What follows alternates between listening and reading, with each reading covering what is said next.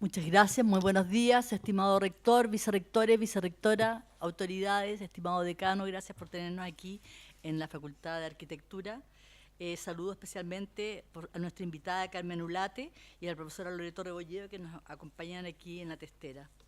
Quisiera partir felicitando la realización del seminario permanente Universidades Públicas Latinoamericanas, construyendo la educación no sexista, que hoy inauguramos con la conferencia de Carmen Ulate.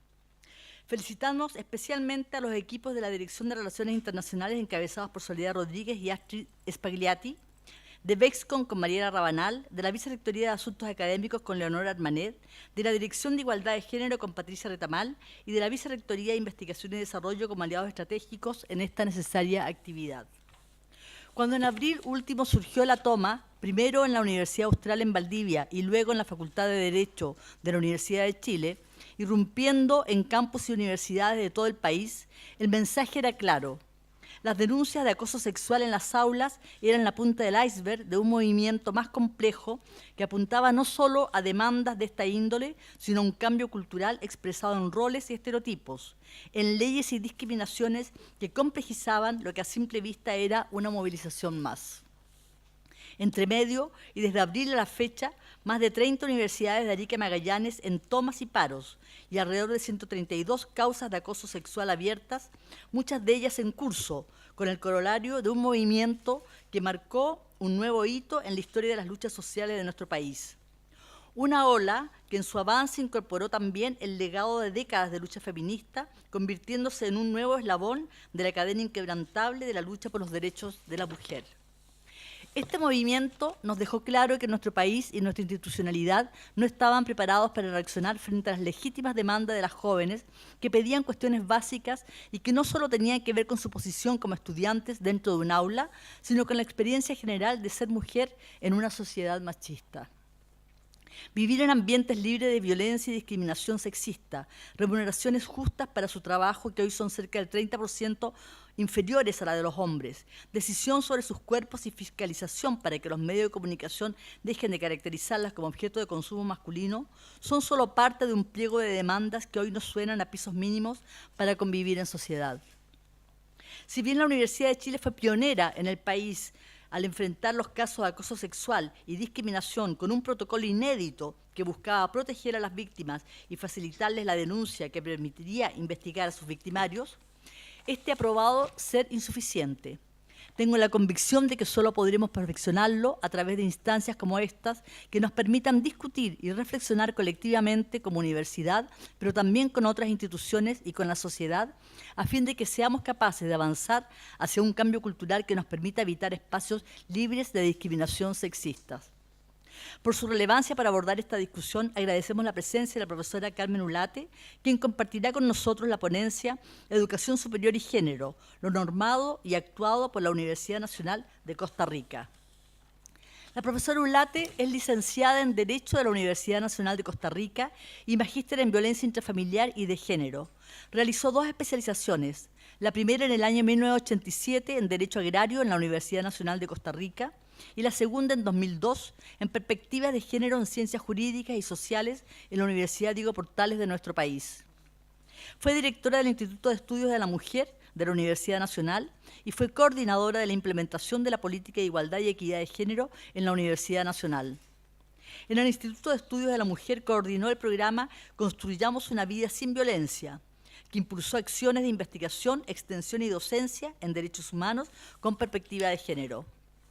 Comentará esta ponencia la profesora Loreto Rebolledo, antropóloga y periodista, doctora en Historia de América por la Universidad de Barcelona. Es profesora titular del Instituto de la Comunicación e Imagen de la Universidad de Chile, del que fue su subdirectora. Es docente e investigadora en el Centro Interdisciplinario de Estudios de Género de la Facultad de Ciencias Sociales y actualmente es coordinadora académica de la Cátedra Amanda Labarca de la Vicerrectoría de Extensión y Comunicaciones. Sus líneas de investigación se inscriben dentro de los estudios de género con énfasis en las transformaciones en identidades y relaciones de género y en temáticas de memoria y de exilio. Dejo con ustedes a la profesora Carmen Ulate. Muchas gracias.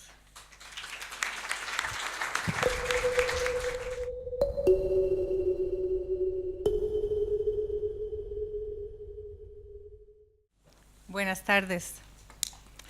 En primer lugar, quiero agradecer la invitación que me hiciera el señor rector, doctor Enio Vivaldi. De igual forma, al señor Sergio Tabuco, coordinador de Relaciones Internacionales, con quien he estado en contacto para poder realizar esta visita.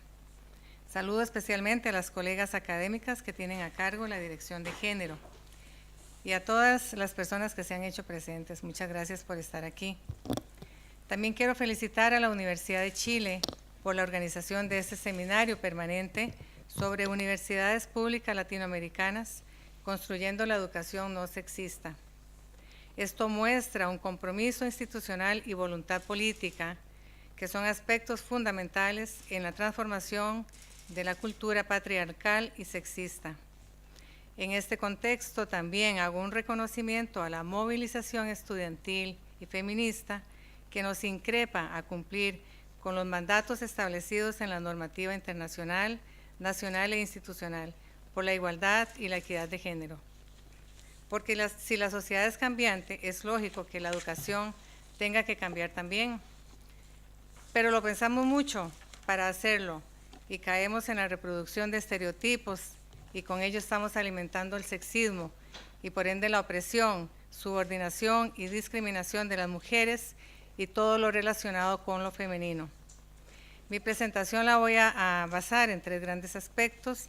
Primero, cuáles han sido estos avances legales impulsados en la Universidad Nacional, el papel que ha tenido en todo esto el Instituto de Estudios de la Mujer y al final haré algunas reflexiones para luego generar un espacio con ustedes de intercambio de consultas, comentarios, preguntas. El contexto normativo en el que nos hemos basado para toda esta construcción para erradicar la violencia han sido principalmente estas 2 convenciones.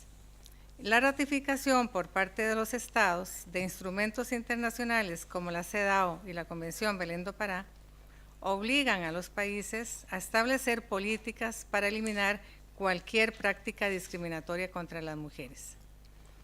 Y a partir de la Convención Interamericana para prevenir, sancionar y erradicar la violencia contra las mujeres, conocida como Belén do Pará, el Sistema Interamericano de Derechos Humanos reconoce que la violencia contra las mujeres, incluyendo el acoso sexual en el lugar de trabajo y de estudio y otros lugares, es una violación a los derechos humanos. Esto es muy importante porque se reconoce entonces a nivel internacional el hostigamiento sexual como violación de derechos humanos.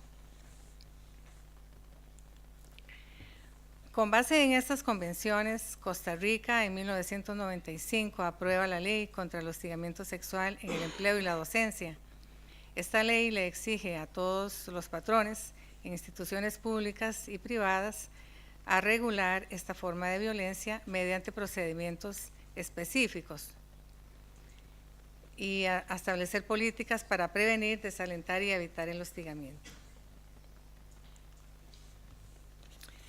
Esta ley da una definición de lo que debemos entender por hostigamiento como toda conducta sexual indeseada por quien la recibe, reiterada y que provoque efectos perjudiciales en las condiciones materiales de empleo o de estudio, como por ejemplo la pérdida de un curso, la pérdida del trabajo, en el estado de bienestar general de la persona, ¿verdad? Y reportan las personas problemas de insomnio, problemas de no querer volver a la clase o al trabajo, etcétera. Vamos a ver ahora después estas formas de cómo se afectan lo personal.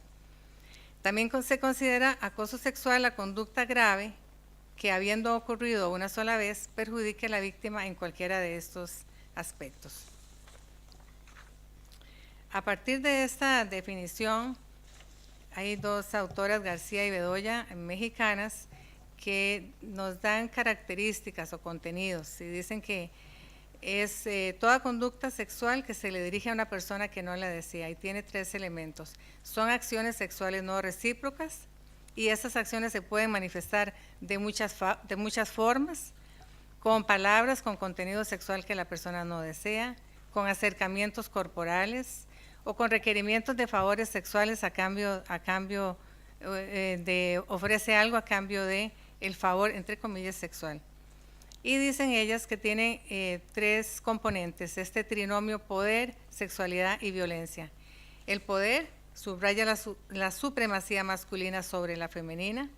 La victimización sexual y su amenaza son útiles para ejercer el control sobre las mujeres, pues es un vehículo para castigarlas, ponerlas en orden y socializarlas dentro de una categoría subordinada. A la sexualidad, pues a las mujeres se nos educa dentro de un código sexual en donde nuestro cuerpo se desconoce y no nos pertenece, mientras que a los hombres se les educa a que su deseo no puede ser cuestionado o rechazado. Y la violencia, ya que se usa la coerción para romper la resistencia.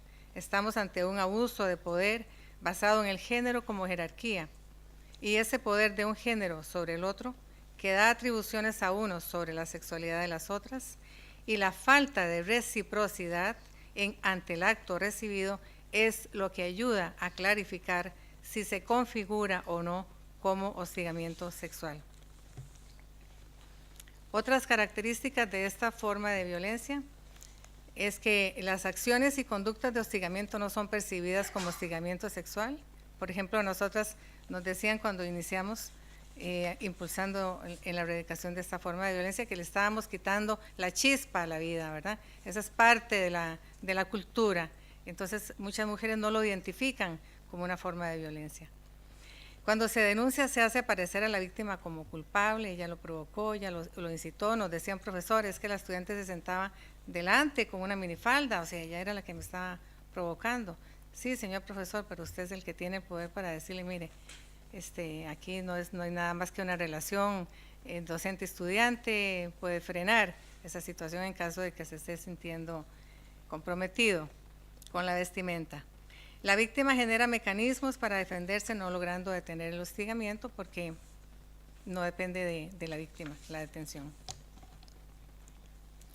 También tiene graves consecuencias por las secuelas psicológicas, emocionales y físicas y por la pérdida de beneficios y derechos. En la Universidad Nacional, lamentablemente hay estudiantes que han desertado o que han agarrado fobias hacia sus carreras por el hostigamiento sexual que han recibido. Generalmente ocurre cuando no hay personas presentes, el hostigamiento. Aunque hemos tenido casos de docentes que han hecho manifestaciones de tipo verbal en el aula, y eso ha molestado mucho a las estudiantes, y entonces han recurrido en grupo a poner las denuncias, pero generalmente se hace cuando está a solas con la persona que hostiga. Se manejan algunos mitos alrededor de esta forma de violencia para trasladar la responsabilidad en la víctima y no en la persona quien hostiga. En un estudio que hicimos en la Universidad Nacional con autoridades universitarias para medir cuánto conocían las autoridades de la normativa que tiene la institución y de los procedimientos y de los mitos que manejaban, eso no se entiende mucho, no se lee, pero les voy a decir específicamente el que rescatamos, ¿verdad?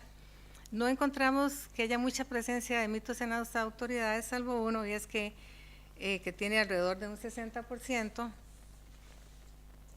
creo que está como por aquí, estos dos de aquí, a ver si le llegó. Ah, perdón, es hacia allá, claro. Estos dos de aquí, ¿verdad? Que las personas que hostigan sexualmente tienen algún problema mental o psicológico, ¿verdad? Eso es un mito, eso no es así, porque, o sea, entonces todas las personas serían hostigadoras y violadoras, ¿verdad? La persona puede controlar esta forma de violencia y eso tenemos que marcarlo dentro de un ejercicio abusivo del poder. ¿Por qué las personas no denuncian? Ese es otro estudio que también hicimos en la universidad. ¿Por qué las personas que son hostigadas no lo hacen? Bueno, nos han dicho que por falta de información no saben qué es hostigamiento, no saben dónde denunciar, temor a no ser creídas, ¿verdad? Porque es más validado el discurso del hostigador que de la víctima. Hay una desigualdad de poder con el ofensor, eso también es importante en el caso del docente. Hay falta de apoyo testimonial, imagínense ustedes en quién va a ir como testigo contra el profesor, que es el que pone la nota, que es con quien paso el curso.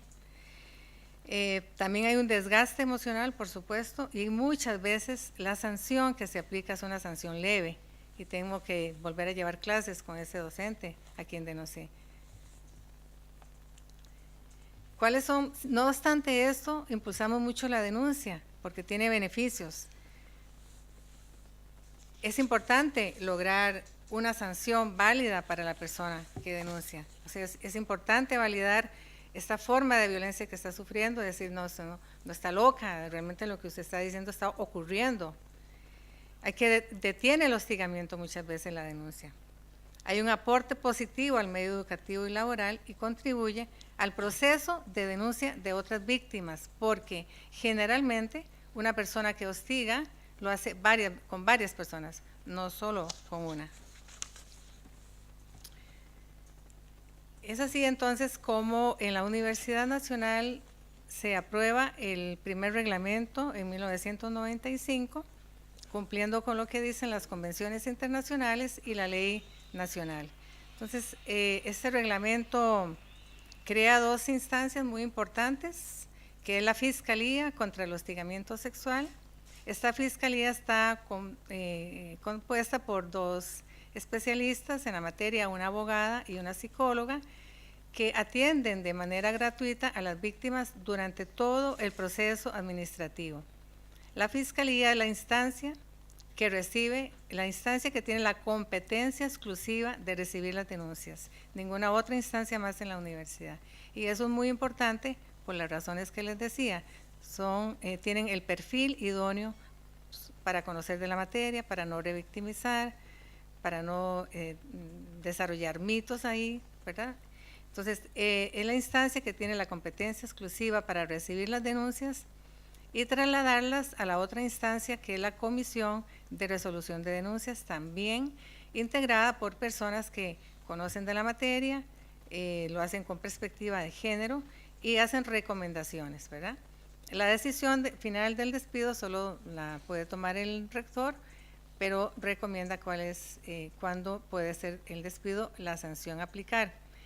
Y hay una instancia que es donde hemos tenido serios problemas, que es el Tribunal Universitario de Apelaciones, porque conoce de las apelaciones de todos los procesos disciplinarios en la universidad y no tiene esta especialidad o este perfil idóneo que tiene esas otras dos instancias, y eso nos ha llevado entonces a dar capacitación también a esta instancia de Tribunal de Apelaciones y hemos encontrado que han habido cambios importantes.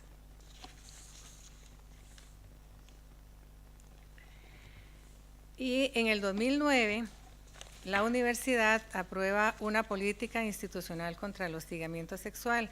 Esta política establece cuáles son las instancias que en la Universidad Nacional tienen la responsabilidad de trabajar en la prevención y en la información a toda la comunidad universitaria.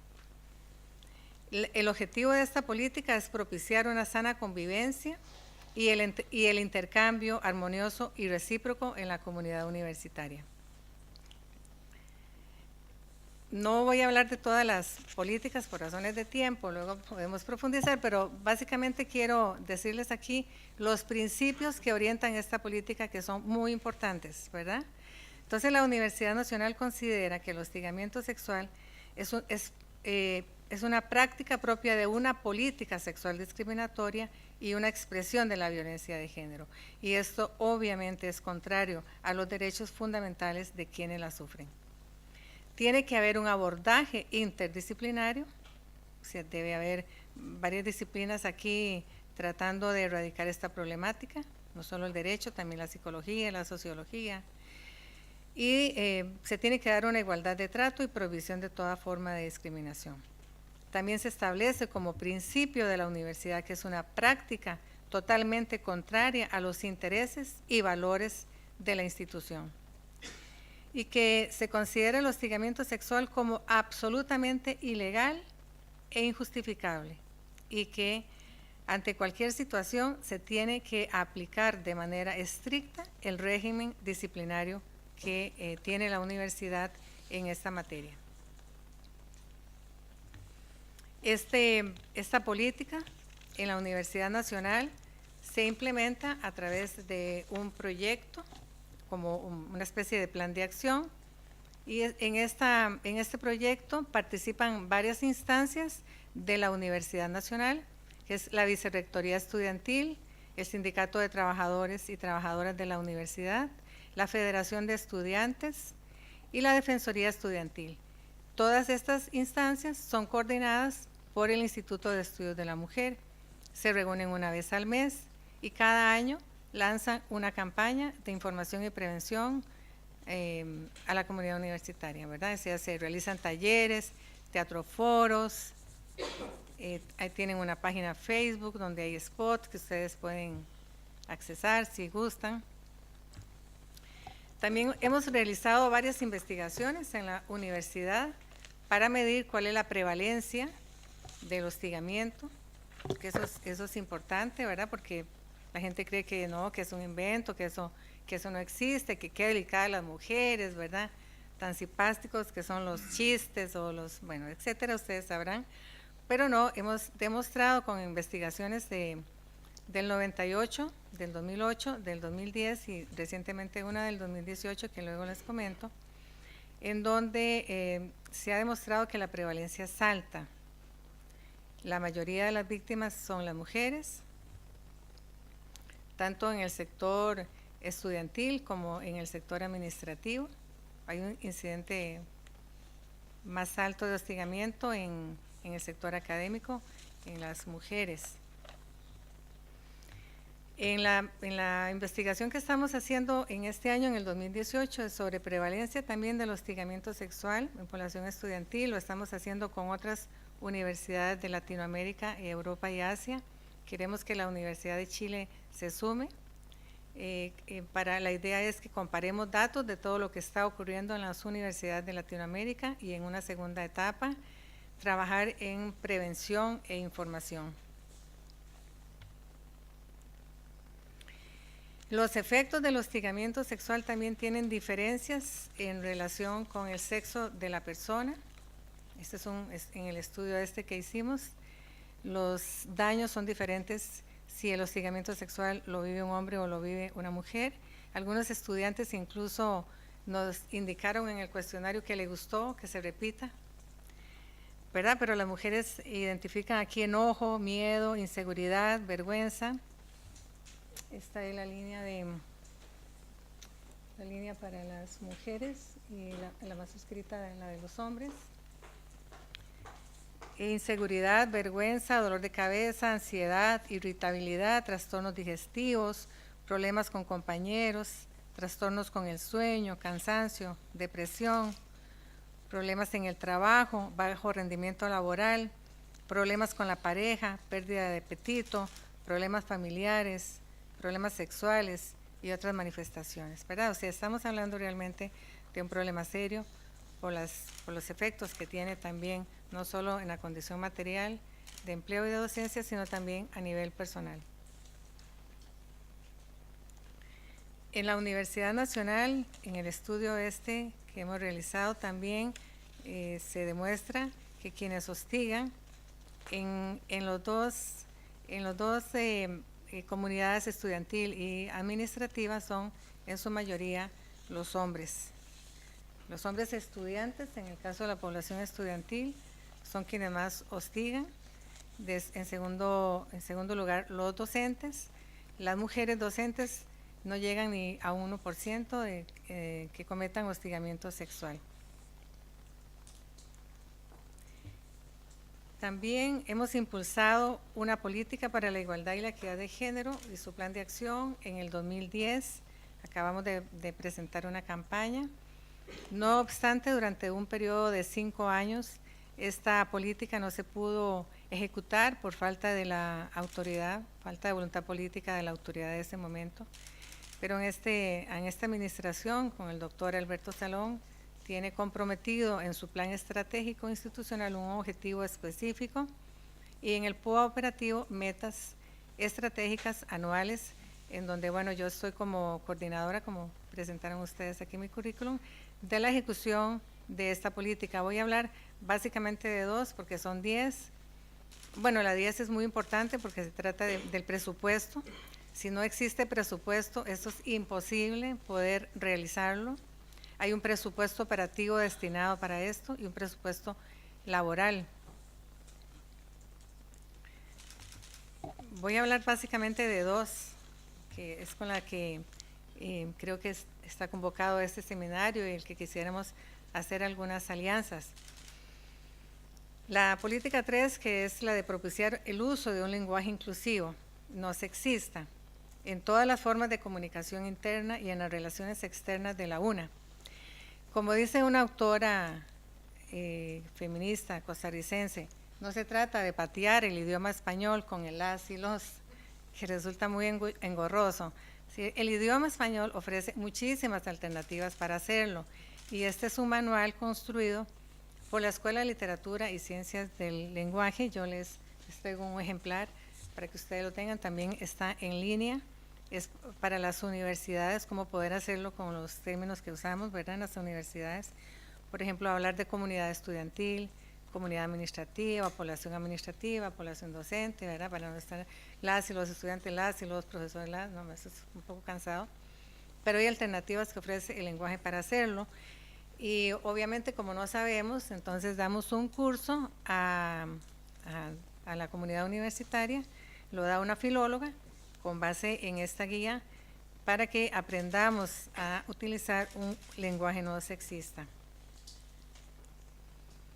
Y la política 8, que es la de promover un currículo de formación profesional con inclusión operativa del género, con perspectiva humanista y de derechos humanos. La idea es que se transversalice este enfoque de género en la docencia, en los programas de estudio, en los planes de estudio.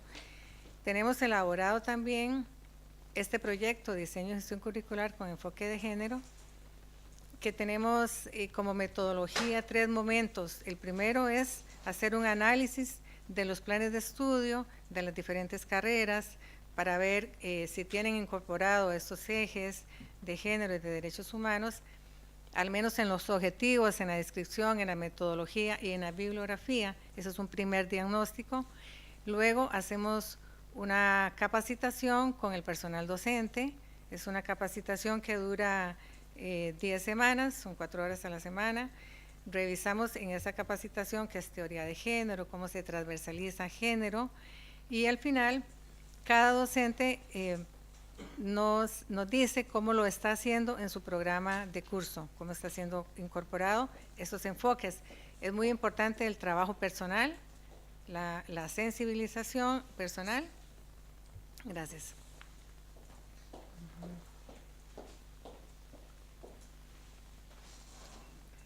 Sobre este enfoque y luego con la metodología de cómo hacerlo. Lo hemos hecho con diferentes carreras de veterinaria, de informática. El módulo también está en línea, ustedes también lo pueden revisar. Tiene ahí varios aspectos que nos ayudan entonces en esta parte que pareciera como tan difícil de hacerlo, porque tampoco nos enseñan cómo hacerlo, pero digamos hay metodologías y las universidades de España han trabajado muchísimo lo que es la coeducación. No sé cómo voy con el tiempo. Bueno, quería contarles el caso de la Facultad de Ciencias de la Tierra y Mar de la universidad, una facultad dura, dura en el sentido del machismo incorporado ahí, y no obstante ha habido un decano y un vicedecano que han querido ser pioneros en la implementación de esta política y han tomado entonces acuerdos al respecto y han diseñado su propio plan de acción con base en esta política para incorporarlo en sus programas de estudio. Hay una estudiante de tesis de maestría que está colaborando también con esta facultad. Ese es un recurso que se puede utilizar, ¿verdad? Las investigaciones a nivel de posgrado podrían enfocarse en estas líneas para apoyar el impulso de las políticas. La Universidad Nacional también declaró a la UNA como un espacio libre de toda discriminación por razón de sexo, de orientación sexual, de identidad de género, de pertenencia étnica, de clase, discapacidad, edad, creencia religiosa, apariencia o lugar de procedencia. Esta es una declaratoria que fue impulsada por el movimiento estudiantil, básicamente en un momento en el que una pareja de lesbianas estaba en el campus y los policías, los guardas de seguridad llegaron a sacarlas y le preguntaron a la rectora que qué hacían con esta pareja, ¿verdad? Y bueno, la rectora dijo no, tienen también derecho a estar en este espacio, y se impulsa entonces desde el movimiento estudiantil esta declaratoria. En este momento, ¿verdad? La diversidad sexual es presente en el campus de la universidad sin ninguna represión al respecto.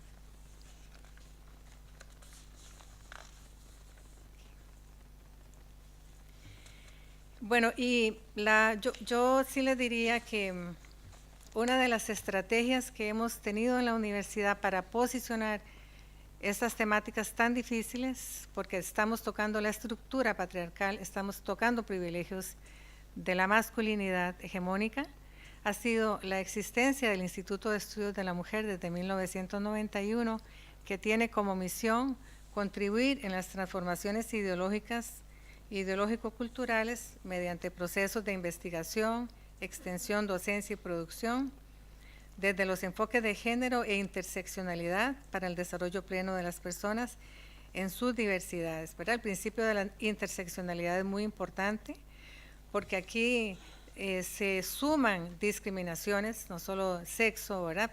También discapacidad, orientación sexual, edad, condición económica, y todas estas poblaciones las tenemos en las universidades, y a veces varias de estas formas de discriminación se juntan en una sola persona. Entonces son discriminaciones múltiples.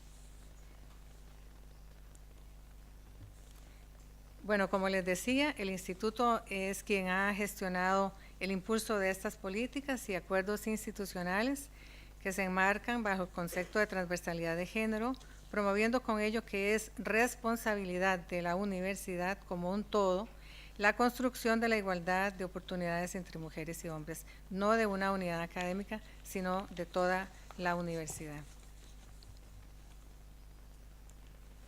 Los desafíos para transversalizar género a nivel curricular. Por supuesto que tiene que haber no solo normativa, no solo avances legales, tiene que haber voluntad política y compromiso institucional, y creo que la Universidad de Chile lo tiene, eso hay que aprovecharlo y potenciarlo. Tiene que haber formación permanente sobre enfoques de género y derechos humanos a las autoridades, personal docente y administrativo, porque esto no se nos enseña ni en las escuelas, ni en los colegios, ni en las universidades. Hay que implementar modificaciones de planes de estudio que garanticen la transversalidad de género. Bueno, por último, como reflexión crítica, yo quiero decirles que a pesar de que en la Universidad Nacional se ha tratado de manera integral y constante la problemática del hostigamiento sexual, desde hace más de 12 décadas, la prevalencia sigue siendo alta, la denuncia sigue siendo baja. Esto nos desafía como institución de educación superior a construir otras masculinidades en las cuales el poder no sea abusivo y la violencia que se ejerce principalmente contra el cuerpo de las mujeres no constituya un valor entre pares, como nos lo explica Rita Segato. Si bien es cierto la UNA tiene importantes avances para la igualdad de género, aún tenemos un desfase entre lo normado y lo actuado, porque a pesar de voluntades políticas persiste el androcentrismo, el sexismo, la misoginia. Para corregir estas falacias, como explica la autora Gerda Lerner, es necesaria una reestructuración radical del pensamiento y que se acepte que la humanidad está formada por hombres y mujeres a partes iguales y que aprendamos que igual derecho, que tienen igual valor y derechos. Tomo prestada una pregunta de Subirats y Brulet. ¿Cómo es posible que sigan existiendo formas de discriminación sin que las personas involucradas en los procesos educativos sean conscientes de ello? Y agrego, Lo más grave es seguir creyendo que es normal y natural que sea así. Pues no, el desafío es que busquemos la coherencia entre lo normado, entre la práctica y la normativa, entre lo personal y lo laboral. Las políticas institucionales vigentes son mecanismos que han posibilitado avanzar, aunque los cambios van muy lentos y resistidos. En todo caso, nada se estaría moviendo en nuestra universidad si no hubiese existido el Instituto de Estudios de la Mujer, impulsando y dando seguimiento a las propuestas de cara a la construcción de la igualdad, el respeto a los derechos humanos y a la inclusión social. La creación y persistencia de programas sobre estudios de género en las instituciones de educación superior, como apunta Janine Anderson, son un logro de sus integrantes y un honor para la institución que los alberga. La deconstrucción del sexismo es fundamental para avanzar hacia la igualdad de género. Muchas gracias por su atención.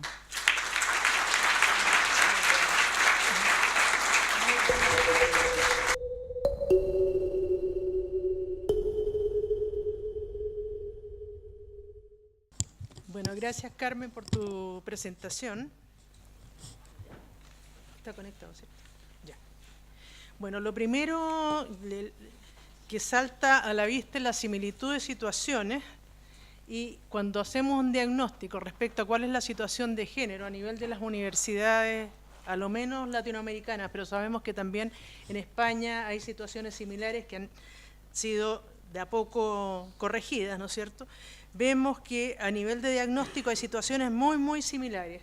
O sea, el tema, si bien hoy día se ha centrado un poco más respecto al acoso, pero vemos que hay distintos obstáculos para las mujeres en integrarse a un espacio que tradicionalmente ha sido definido como un espacio masculino. Las mujeres llegamos más tarde a las universidades, sin duda. Llegamos más tarde como estudiantes, llegamos más tarde como profesoras. Y llegamos a un espacio que ya estaba constituido de una manera que nos limita en distintas dimensiones. Una, y sin duda de las más complejas, es el tema del hostigamiento sexual, pero hay una serie de otras cosas que están incidiendo en que las mujeres no tengamos las mismas posibilidades que los hombres dentro de los espacios universitarios. Si bien ha habido políticas redistributivas, o sea, pensemos en los planes de igualdad de oportunidades, hoy día si vemos la matrícula en América Latina, la matrícula está sobre el 50%, se ha feminizado. Sin embargo, el acceso a la universidad no implica que eso rompa con cuestiones que ya están instaladas, y eso se ve básicamente a dos niveles. Uno, por la segregación horizontal, es decir, ¿dónde están las mujeres? Si uno analiza las estadísticas de hace 50 años atrás, se encuentra que las mujeres se concentran en salud, en educación, en humanidades y ciencias sociales, y los hombres se concentran en tecnología. Y eso no se ha logrado romper pese a todos los cambios que se han ido produciendo. Por otro lado, cuando se revisa, ¿no es cierto?, lo que se habla de segregación vertical, cuando se revisa la organización del poder dentro de las universidades, uno ve que hay muy pocas mujeres que llegan a las rectorías y a las vicerrectorías. Y la pregunta es el por qué. Y ahí necesariamente tenemos que ir a ver qué es lo que pasa en relación al género.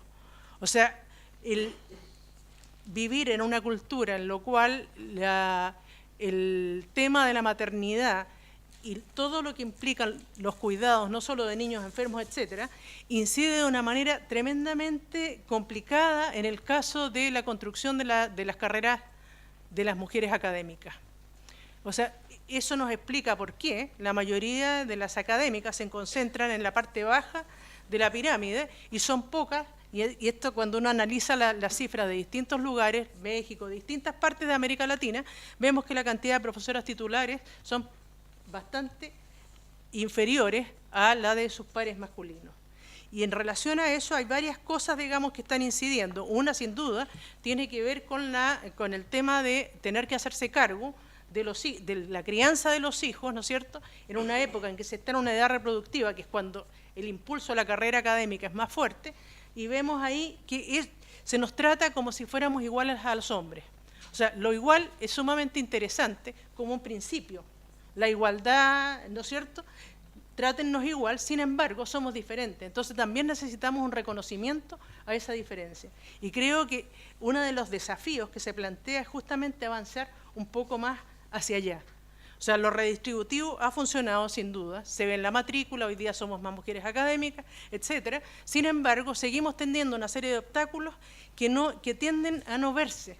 Y que si no se hace estudios, y en ese sentido me parece tremendamente interesante lo que ustedes han hecho, Carmen, en Costa Rica, en la universidad, que es estos estudios que van siguiendo a ver cómo van evolucionando los efectos de una política determinada. Porque no basta con diseñar la política. En la medida que se implementa hay que ver qué es lo que va avanzando, dónde están los obstáculos, cuáles son las vallas, digamos, que impiden que esa política tenga una situación que mejore realmente la presencia de las mujeres dentro de la universidad. Porque, o sea, si lo miramos por distintas cosas, tanto para académicas, funcionarios y estudiantes, la universidad no es un espacio fácil. No es un espacio fácil por distintas razones. Una, y sin duda la más visible y la que se ha puesto más en el tapete en el último tiempo en Chile, tiene que ver con el tema del acoso. Sin embargo, una política de género no puede quedarse exclusivamente en eso. O sea, esa es una parte de una cultura institucional, ¿no es cierto?, con la cual hay que romper y hay que cambiarla. Sabemos que los cambios culturales son lentos, que se demoran mucho, pero si no se va diseñando políticas que vayan en función de modificar en cada una de las instancias, en cada uno de los ámbitos y estamentos en que las situaciones que afectan a las mujeres, ¿no es cierto?, están limitando sus posibilidades de desarrollo dentro del mundo universitario, no vamos a haber logrado conseguir una institución que sea mucho más democrática. En la medida que se reconoce a las mujeres y su posibilidad, ¿no es cierto?, de estar en igualdad desde su diferencia, ¿sí?, en las distintas instancias, es la única posibilidad en la cual vamos a tener una institución que tenga una mejor calidad. Por supuesto, estas cosas no son las que se miden en las acreditaciones institucionales, o sea, en que a uno le preguntan respecto a los paperici, la cantidad de doctores, etcétera, etcétera. Sin embargo, el poder mejorar la manera en que vivimos y convivimos dentro de los espacios universitarios, yo creo que es una cosa tremendamente importante. No solo es un derecho para las mujeres, sino es algo que nos va a beneficiar como conjunto, como comunidad universitaria. Y bueno, mucha envidia con algunas cosas, el que ustedes, por ejemplo, tengan desde el año 95 ya un reglamento para trabajar respecto al acoso. Nosotros lo hemos hecho, si bien hemos sido pioneros en Chile, esta universidad, pero igual llegamos con cierto rezago, que se explica también por nuestra situación política de años anteriores, ¿no es cierto? Pero igual es interesante el poder aprovechar lo que ustedes han logrado avanzar.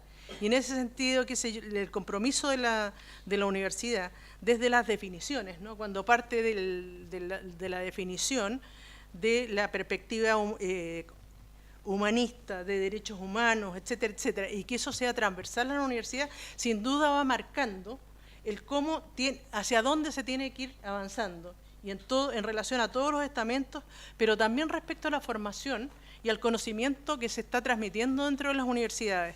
Porque eso tiene que ver también con el tema de la educación no sexista, ¿no? Que no es la demanda de una educación no sexista, no es decir igualemos la cantidad de bibliografía que hay para hombres y para mujeres, que es una de las cosas que se ridiculizaba a través de la prensa por parte de algunos académicos de otras universidades, fundamentalmente privadas en este país. La idea no es esa. O sea, hay todo un conocimiento que han generado las mujeres en distintas disciplinas que en general tiende a no estar presente dentro de los programas de estudio. Y en ese sentido me parece súper interesante lo que ustedes hacen respecto a esa revisión de todos los programas de estudio. Y un poco cuál es la perspectiva, cuál es la mirada que se instala. No es solo revisar bibliografía y pongámosle más mujeres, no es esa la idea. Hay una...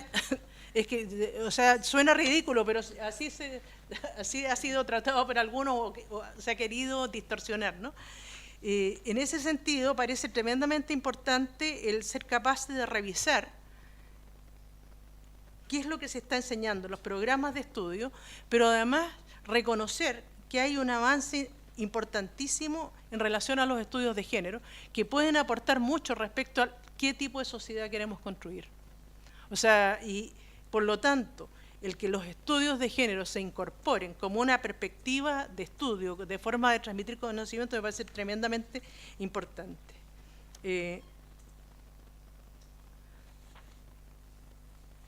Bueno, con lo que terminaste, Carmen, respecto a lo normado y lo actuado, sin duda, es una cosa que es importante de considerar. No basta con diseñar una política, si no se hace un seguimiento y no se va viendo cuáles son los avances, no logramos modificar una cultura institucional que está tremendamente arraigada.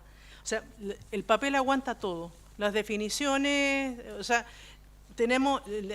Es interesante cuando uno revisa lo que ha pasado en las últimas semanas en este país y en la prensa. La cantidad de feministas que han aparecido es sorprendente. O sea, estaríamos regios si todos aquellos que se dicen, aquellos y aquellas que se dicen feministas, realmente lo fueran. Algo habría cambiado antes en este país. Desgraciadamente no es así. Entonces, el tema de lo normado y lo actuado, sin duda, es algo a lo cual hay que hacerle seguimiento y prestarle mucha atención. Eso.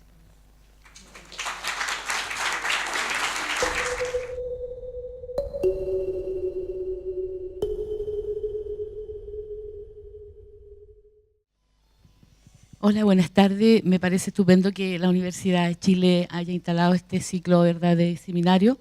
Felicito las participaciones. Soy Susana Gavilanes Bravo, yo trabajo en la Universidad Tecnológica Metropolitana y la verdad es que quería hacer algunos comentarios, más que alguna pregunta, respecto de las razones que van explicando todo este fenómeno. Cuando Carmen decía, aparecieron muchas feministas, ¿verdad?, y ojalá hubiesen sido y las cosas serían distintas, efectivamente da cuenta del rezago que hemos vivido en Chile respecto de todos estos procesos que se venían dando ya desde mucho tiempo, pero que obedecen claramente también, y las cosas por su nombre, a una democracia de los acuerdos, a una democracia que no puede profundizar grandemente, a una democracia que invita a las mujeres o las inserta en los procesos de competitividad que instala el modelo económico. Y en esa lógica, las mujeres que accedemos a las universidades entramos a operar con la misma dinámica que instala el patriarcado. Por lo tanto, la conclusión que he sacado yo en un seminario en el cual he participado en algún momento en Sevilla es que el patriarcado nos permite avanzar dentro de los parámetros que a él le convienen. Cuando llega un momento al modelo le sirve que las mujeres seamos más productivas, surge el discurso con mucho énfasis, ¿verdad?, de que sí tenemos que salir de las casas a realizarnos. Las que podemos tener acceso al recurso lo hacemos y bienvenido, y aportamos. Las que no, tienen que salir a trabajar para ganarse el pan del día a día y para alimentar a sus hijos. Tan simple como eso. Entonces, por eso apelo con este primer comentario al otro que tiene que ver con la interseccionalidad. La interseccionalidad es un poquito más que la sumatoria, porque precisamente como vincula, por ejemplo, condición racial con condición económica, impagaritablemente la condición de pobreza te va a hacer más vulnerable. Y la chica que cae en el acoso, la estudiante o el poder que utiliza ese hombre, va a ser a partir de esa vulnerabilidad. Entonces son interrelaciones, ¿verdad?, que controlan a la mujer desde esa lógica. Y por otro lado, la UR, que es la Asociación de Universidades Regionales, hizo un estudio sobre nuestras instituciones. Y es terrible porque no existen mujeres rectoras en Chile en los últimos periodos y durante la democracia, salvo una rectora que ha sido designada, ¿verdad? Las estadísticas dan cuenta de cómo, aun cuando las mujeres ingresan, tienen mejores estudios o más alto rendimiento, finalmente van quedando rezagadas en estudios de posgrado, magíster, doctorado. Y lo que cuesta sacar el doctorado por todas las barreras que te va poniendo la estructura. Entonces, es bastante complejo. Yo hace poco estuve en Perú y también felicité que ahí también se estaban adelantando. Y ellas, lo curioso es que ellas me invitaban a mí porque dicen, en Chile han hecho tantas cosas. Y decía, qué triste porque no quiero hablar mal de mi país, pero en realidad en mi país no se ha hecho nada todavía de lo que ustedes ya hicieron. En mi país hemos tenido que pelear y no hemos tenido los mejores resultados. porque tenemos un machismo muy instalado. Por eso que esta asociación también apela a los rectores a que abran sus mentes. Si este tema efectivamente es un cambio cultural donde se requiere de voluntad, y de voluntad concretamente política y de todos los ámbitos. Entonces, bueno, disculpen que me haya alargado, pero quería comentar esas dos cositas. Gracias. ¿Alguna otra opinión, comentario, interrogante? ¿No? Sí. Hola. Aló. Hola. Soy Francisca, soy periodista de acá de la universidad y trabajadora. Tengo una duda respecto a, profesora Carmen, ¿cómo ustedes han llevado en Costa Rica el posicionamiento de que estas políticas, estos avances institucionales, no solo son para las estudiantes? Acá en nuestro contexto universitario, si bien es para todos los estamentos, mi impresión es que se ha entendido solo como para el estamento estudiantil. ¿Cómo acercarlo más a las funcionarias, aproximar de mejor manera los mecanismos para que sea utilizada la política por todos los estamentos, particularmente por las funcionarias, que creo que somos las más olvidadas de la lista?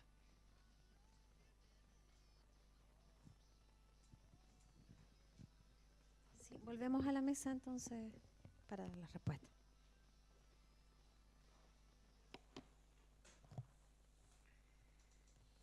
Bueno, Susana, efectivamente, la realidad de las universidades latinoamericanas no ha sido fácil, tampoco para la Universidad Nacional. Muy importante que usted nos mande un cable a tierra, ¿verdad? Hay que ubicarse en el contexto, en el sistema patriarcal, y es ahí donde desde la institucionalidad tenemos que dar la lucha con alianza de hombres y de mujeres, ¿verdad? No es una lucha solo de las mujeres, porque esto beneficia también a los hombres. La igualdad, el respeto, los derechos humanos, solo favorece a toda la comunidad. Francisca, ¿cómo posicionarse de estas políticas? Bueno, en la Universidad Nacional es que además la política en sí habla de que es para toda la comunidad universitaria, no solo para la población estudiantil.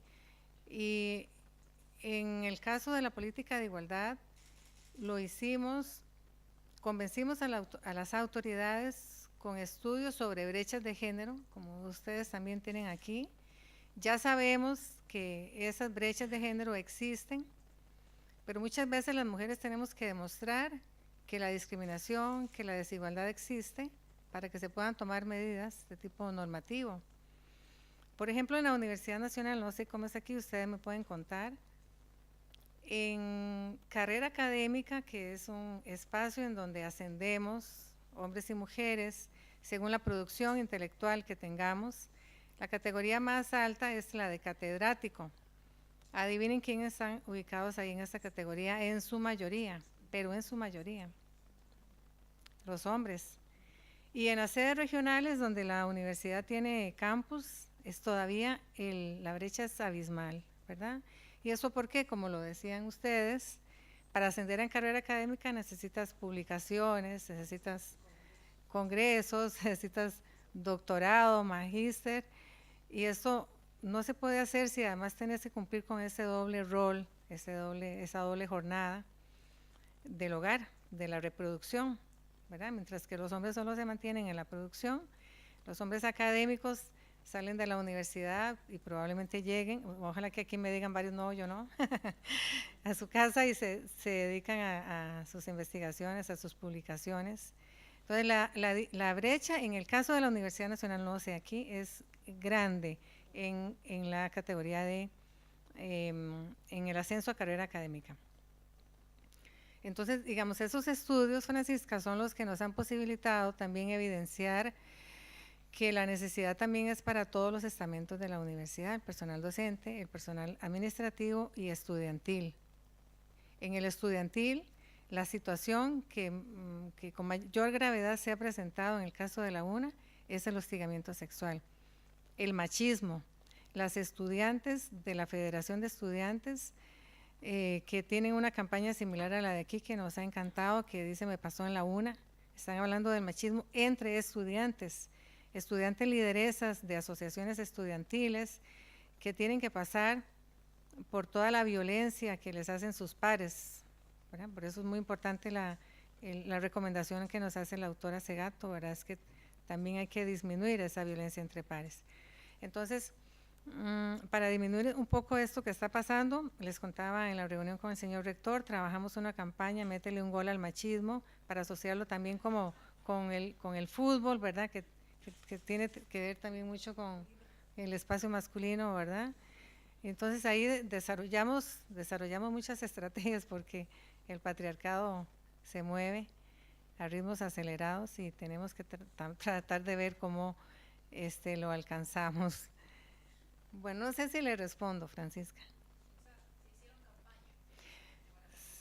Sí, y estamos trabajando con las estudiantes el tema de la masculinidad, con los hombres, con las mujeres, ¿verdad? Porque el problema que están recibiendo las estudiantes, lo que están reportando, es que hay demasiado machismo entre sus compañeros, entre sus pares.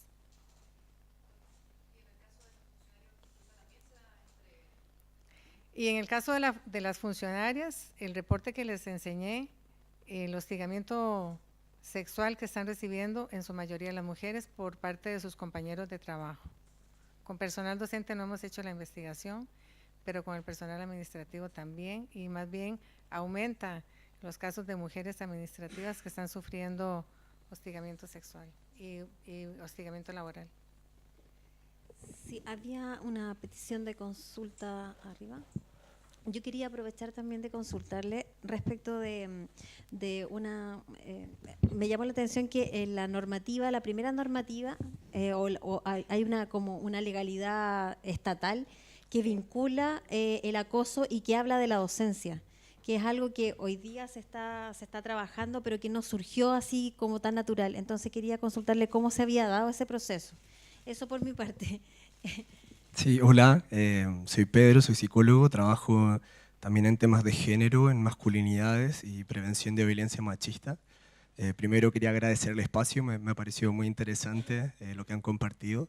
Y me gustaría preguntarle a la profesora Carmen cómo se construyeron estas voluntades políticas, ¿no? En todas las políticas que comenzaron a implementarse, porque tú comentabas recién que efectivamente sin presupuesto no se hace nada, ¿no? Y hoy que vemos, a propósito de lo que está pasando en Chile, que ponerse la chapita ni una menos o salir a marchar es como un acto que queda un poco en lo superficial, pero cómo todo esto se traduce en cosas más concretas, ¿no? En cómo fuiste construyendo estas relaciones para que se fueran ganando espacio finalmente y para que esta política se pudiera implementar de forma transversal, como comentaste en estas facultades. Eso me gustaría preguntarte. Gracias. Bueno, aquí hay otra. Carolina.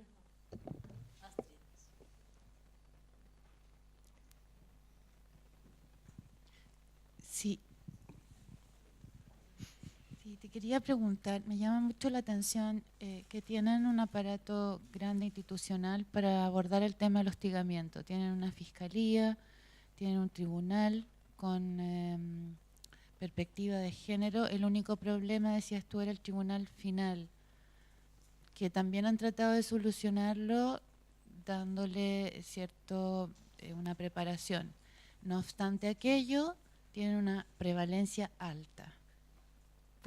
¿Tienes alguna idea por qué? Me llama muchísimo la atención. ¿Por qué hay prevalencia? ¿Por qué hay denuncia baja?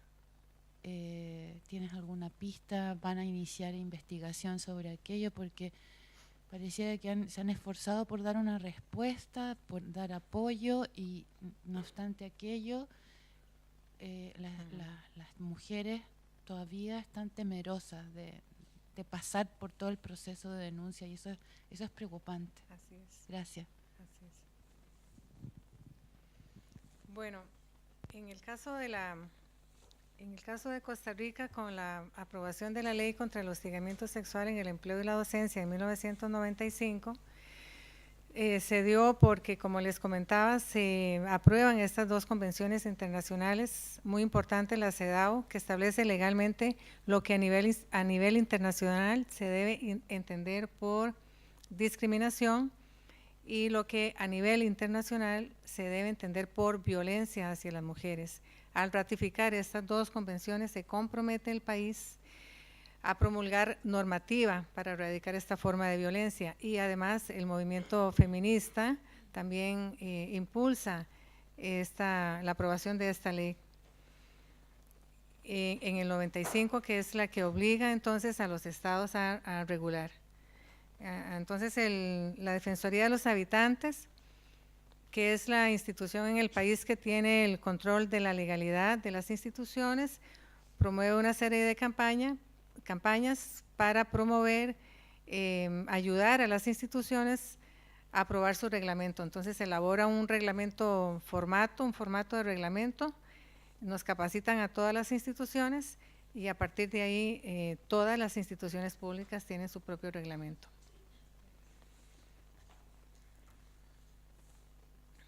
Bueno, ¿cuáles son las estrategias que hemos utilizado para generar las voluntades políticas? Hoy la verdad no sé, creo que ha sido suerte. Creo que ha sido, yo le podría decir, en la experiencia con el rector actual, la administración anterior era una rectora y tuvimos un rezago en su administración de 5 años para cumplir con esta política. Y con este rector, don Alberto Salón, tiene construido, ¿verdad? Él lo dice sin ningún problema, como lo estaba escuchando del rector de ustedes, Vivaldi, cómo tiene incorporada la perspectiva humanista, la perspectiva de derechos humanos. A él no lo tuvimos que convencer de nada, no tuvo que firmar ninguna agenda universitaria, ¿no? Tuvimos que ponerle, tiene que firmar y comprometerse con esto. Ya tenía la sensibilidad incorporada y es quien entonces en el Consejo Universitario dice tiene que haber presupuesto para que esta política se haga, esta política va, está en mi plan estratégico, en mi plan operativo, todo el mundo tiene que hacer esto y esto y esto. Bueno, todo el mundo no lo hace, pero digamos él igual lo dice, no es que lo hagan tan fácilmente, pero por lo menos ese apoyo político es muy importante y no sé decirle cómo, ¿verdad? Pero en este caso ha sido su propia sensibilidad, su propio humanismo el que ha permitido que esto sea posible. No sé si le respondo. Pero el presupuesto es fundamental porque si no, como decimos, es un saludito a la bandera, nada más. Los presupuestos son fundamentales para la igualdad. Y en relación con la Fiscalía, tiene que ver con el trinomio poder, sexualidad y violencia que nos dicen las autoras mexicanas García y Bedoya. Las mujeres seguimos creyendo que esto es parte de la vivencia cotidiana y entonces, ay, ¿cómo voy a denunciar, verdad? A un profesor que es catedrático, por ejemplo, a un profesor, no sé cómo lo dicen aquí, pero las estudiantes allá dicen vacas sagradas. Aquí también. Sí, entonces denunciar a una vaca sagrada, imagínense. ¿Cómo? ¿Perdón? Sí, entonces eso, la desventaja de poder es impresionante, con la cual las estudiantes se topan. Entonces lo que hemos hecho, o ha hecho el rector, y recientemente envió una circular a toda la comunidad instando a las estudiantes a denunciar, indicándoles cuáles son todas las medidas precautorias que tenemos. No se pueden tomar represalias contra estudiantes que denuncian ni contra las personas que sirven como testigo.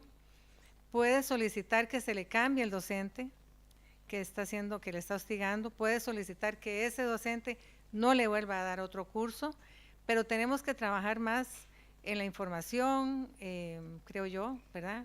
Para que las estudiantes se animen. Yo le digo sinceramente, yo trabajé 10 años como fiscal, no es fácil el proceso para las víctimas, porque mientras un estudiante o una estudiante está dedicando su tiempo 100% a los trabajos que corresponden a su curso, los trabajos de investigación, tareas. La víctima, además de eso, tiene que invertir tiempo en el proceso disciplinario y eso es desgastante. Eso influye en mejor dejarlo así y mejor no denunciar, lamentablemente.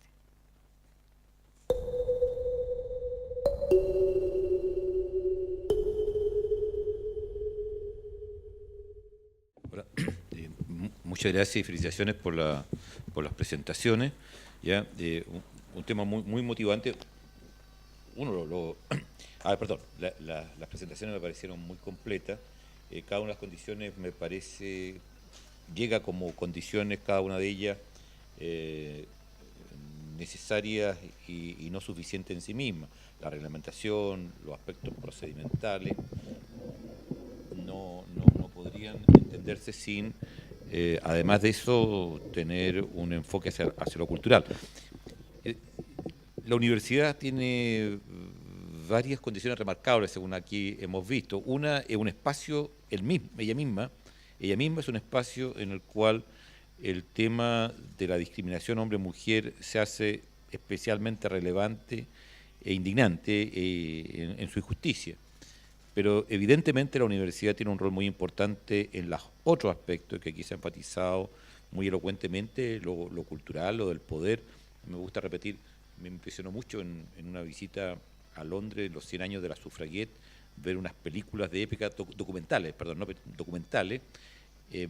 eran realmente arrancadas de una película de, uno podría imaginarse a Buñuel, al surrealismo, porque eran mujeres muy elegantemente pringotadas con estas polleras de hace 100 años atrás, de la segunda década del siglo XX, siendo brutalmente golpeadas con mazos por la policía. Y la idea es muy elocuente de que ahí está en juego, como aquí se ha dicho, un tema que es un tema de poder, es un tema de que está en juego algo muy importante. O sea, si se cede, entre comillas, si se pierde la batalla de sometimiento de las mujeres, esa derrota del orden establecido podría tener consecuencias mucho mayores. O sea, quizá a quién más se le podría pedir o en qué otros contextos podría ocurrirse a la gente pedir igualdad, ¿ya? Si las mujeres se atreven a pedir igualdad, imagínense otros que también podrían tener la misma idea, ¿ya? Entonces, hay un tema en que tiene que ver con esto otro, que es la responsabilidad que la universidad tiene con la sociedad en su conjunto, de recogerla, entenderla y de influir sobre ella. Y quiero felicitar entonces porque estas presentaciones encarnan una síntesis, por una parte, de lucidez, de calidad reflexiva, ya de un análisis crítico, de salirse de las normas de sentido común, pero al mismo tiempo involucran una cantidad importante de coraje, de valentía, el ir y plantear estos problemas así. Creo que el tema de lo cultural también se presentó, por qué Chile queda rezagado, etcétera. Quiero hacer notar que nada más que un ejemplo, no me corresponde extenderme, pero si me permiten 2 minutos, en la década del 60 hubo un tipo fantástico, un psiquiatra Marconi, que comenzó a trabajar el tema de alcoholismo como un problema cultural. Y realmente Chile, yo creo que ahí está absolutamente en una situación pionera mundial en entender este tema. No es totalmente desvinculado, por el contrario, de lo que estamos conversando ahora, porque, por ejemplo, uno de los factores más importantes que inducían el alcoholismo era en los jóvenes, en los adolescentes varones, el vincular el alcoholismo con una prueba de su virilidad, de su masculinidad, ¿entiendes? O sea, si eres hombre, entonces te tenés que tomar esta cerveza al seco, etcétera, y es una cosa que jugaba un rol muy importante en la masculinidad. Y obviamente esa autoexigencia de autodemostrarse la masculinidad, sin duda que juega un rol, digamos, sobre todo en los temas entre pares, o sea, entre estudiantes. Pero ahí hay un tema eminentemente cultural en la cual la universidad tiene que detectar y que tiene que ver con el país. Muy de acuerdo en que esto tiene que ser un tema que lo tomen las universidades estatales, porque es un tema que afecta a la sociedad en su conjunto. Y también muy de acuerdo que sean el conjunto de rectores, universidades, etcétera, los que traten tanto el problema de la desigualdad de género, incluyendo la violencia de género en las universidades, como también aquellos determinantes sociales. Está el problema de la mujer, no quiero desdibujar, porque yo creo que el problema de la desigualdad con que viven las mujeres, con las expectativas sobre ellas, con cómo se abusa del dimorfismo sexual que se expresa en lo físico y en lo conductual, y a partir de ese dimorfismo se llegan a esta otra, a no visualizar esta otra injusticia, como la falta de jardines infantiles, la falta de un rol que juegue la sociedad en su conjunto, en la crianza y que no se descargue, yo diría, ocultamente solamente en la mujer como algo que ni siquiera es reconocido, sino que se toma como algo natural. Ese tipo de tomas de conciencia creo que van a ser fundamentales y van a llevar a que la sociedad abra los ojos en muchos otros aspectos que explican por qué también el tema de la desigualdad o los abusos que se cometen con las mujeres son de alguna manera ocultados o no son puestos en un primer plano. Y por tanto pienso que es una oportunidad enorme para el conjunto de universidades. Quiero agradecer esto y quiero también señalar por último que estuvo muy presente en todas estas presentaciones, ya muy presente, perdón, en lo que dijeron las expositoras.